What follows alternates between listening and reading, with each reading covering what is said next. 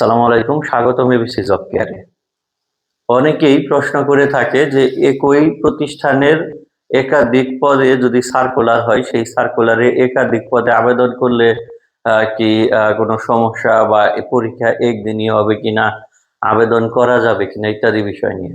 দেখুন, কোনো প্রতিষ্ঠানে যদি একই তারিখে একটি সার্কুলার হয়, সেইখানে বিভিন্ন ক্যাটাগরি আছে, একদম কর্মকর্তা কর্মচারীর বিভিন্ন পোস্ট বা বিভিন্ন গ্রেডের। তো ওইখানে যদি একাধিক পদে আবেদন করার মানে সুযোগ না দেয়া থাকে, সেই ক্ষেত্রে কিন্তু লিখা থাকে যে একজন প্রার্থী শুধুমাত্র একটি পদে আবেদন করতে পারবে। আর যদি লিখা না থাকে, সেই ক্ষেত্রে আপনি আবেদন করতে পারেন। এটা মানে আমি বলবো যে করাই ভালো। তবে পরীক্ষা একই দিনে হয় কিনা এটি নিয়ে যদি বলি, সেই ক্ষেত্রে যদি একই গ্রেডের, যে সেটা কর্মকর্তা লেভেলই হোক, কর্মচারী লেভেলই হোক, একই গ্রেডের যদি কোনো মানে ধরুন যে ওই সার্কুলারে একই গ্রেডের কয়েকটি পদ আছে, তাহলে ওই গ্রেডের পরীক্ষাটি একদিনে এবং এট এ টাইমে হওয়ার সম্ভাবনাই বেশি থাকে।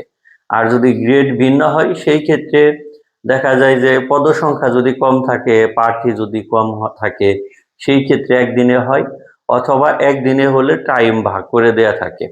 আবার কর্মকর্তা বা কর্মচারী সেটআপ যদি আলাদা হয়, সেই ক্ষেত্রে দেখা যায় যে একদিন কর্মচারীর যে গ্রেডগুলো আছে সবগুলো মিলে একদিন হতে পারে, আবার একদিন কর্মকর্তার গ্রেডগুলো মিলে একদিন হতে পারে।